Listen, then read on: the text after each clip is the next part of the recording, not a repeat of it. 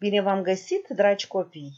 Sunt Rodica Muruz și sunt nespus de bucuroasă că ne reîntâlnim din nou pentru a descoperi împreună țara în care locuim. Astăzi vă invit să aflăm despre apele Republicii Moldova. Dar nu vom fi singuri, vom fi ghidați de știți de cine? De picurici. Bine v-am găsit, dragi copii! Sunt picurici. Și astăzi vă invit la o plimbare imaginară cu bărcuța mea ca să descoperim apele din Republica Moldova. Sunteți gata să pătrundeți în tainele apelor din țară? Mă bucur nespus de mult că sunteți gata, deci să pornim la drum.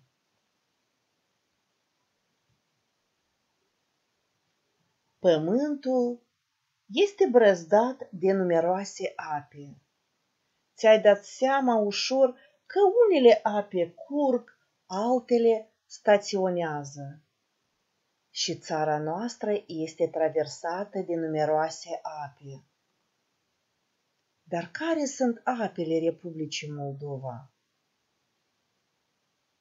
Deci ele sunt ape curgătoare, subterane și ape stătătoare.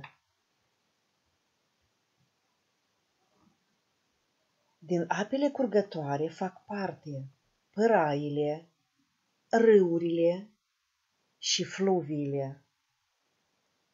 Cele mai mari ape curgătoare de pe teritoriul Republicii Moldova sunt fluviul Nistru, care are o lungime de 1352 km, și râul Prut, cu lungimea de 989 km.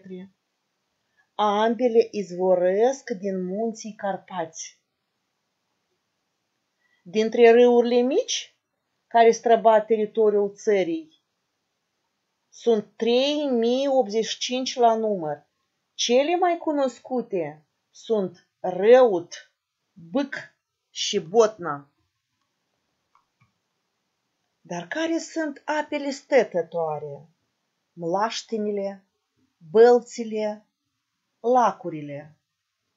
Dar ce este, dragi copii, o mlaștină? Este un teren pe care s-a acumulat apă provenită din ploi și inundații. Balta este o întindere de apă mică și nu prea adâncă, cea mai răspândită.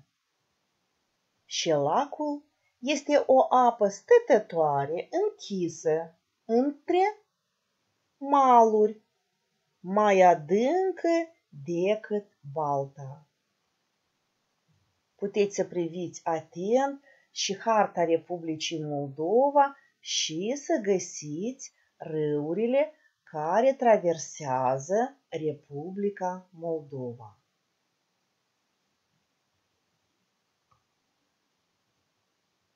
În continuare, picurici vă invită să analizați hărțile și să găsiți fluviul Nistru, râul Prut, râul Răut și alte râulețe care străbat teritoriul țării noastre.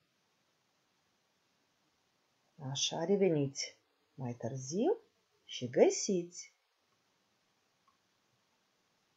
În continuare, vom naviga și pe alte râuri și lacuri din Republica Moldova. Lacul Ghidighici sau lacul Sireții Ghidighici, supranumit și Marea Sireților sau Marea Chișinăului, este un lac de acumulare construit în centrul Republicii Moldova. Lacul Valea Morilor este un lac situat în sectorul Buicani, orașul Chișinău.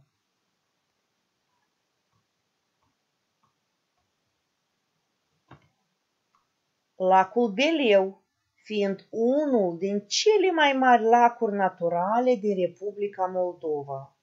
Se află în lunga Prutului, pe meleagurile Cahulului.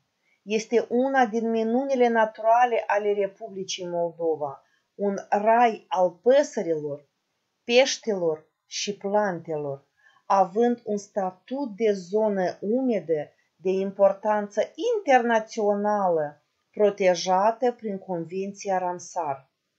Lacul Manta este cel mai mare lac natural din Republica Moldova, situat în sudul țării, cu o suprafață de 21,3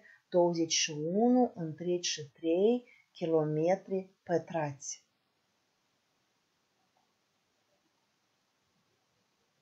Observați!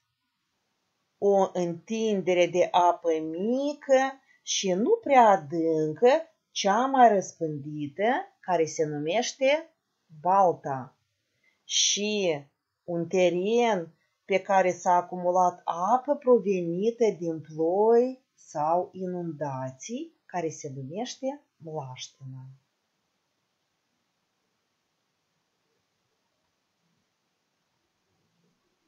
Următorul râu este Răut.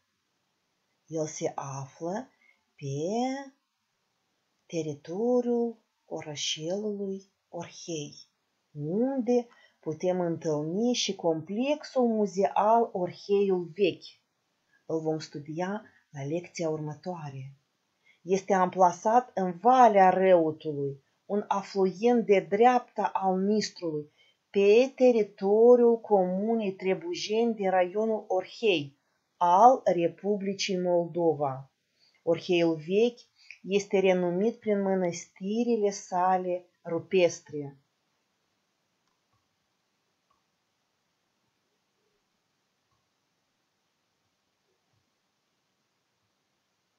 Ce mesaj vă transmit aceste imagini? Deci, dragi copii, în urma activității omului, în ape ajung multe deșeuri menajere, produse petroliere, îngrășămintele folosite în agricultură pentru sporirea recoltei, de asemenea poluează apele subterane. Deci apa poluată amenință chiar și sănătatea tuturor viețuitoarelor.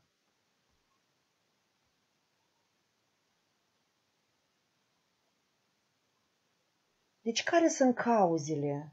Reziduri menajere, reziduri agrozootehnice, reziduri industriale, aruncarea deșeurilor solide, scurgerile, diversările de produse petroliere și ploile acide. Toate acestea poluează apele.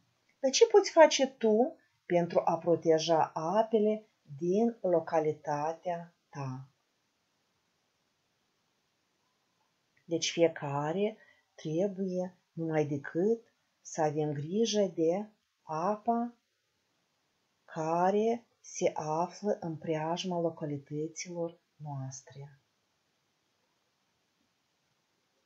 Picurici te invită să-i urmezi sfaturile. Ai grijă la apa pe care o consumi. Economisește apa. Menține curățenia în preajma apelor.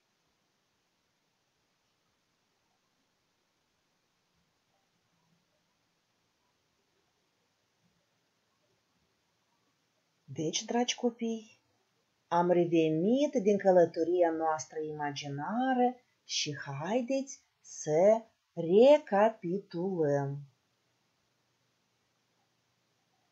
Deci completează oral cele mai mari ape curgătoare din Republica Moldova. Care sunt ele și de unde izvorăsc aceste ape curgătoare? Și care sunt următoarele lacuri din Republica Moldova pe care le cunoști? Așa. Sper că ai aflat lucruri interesante despre apele Republicii Moldova.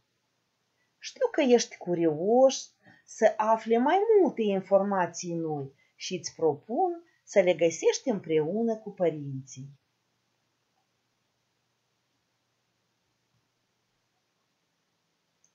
Astăzi ați fost extraordinari, ca de obicei. Îți urez succes, sănătate și pe curând. Ne reîntâlnim la lecția următoare. O zi deosebită să ai!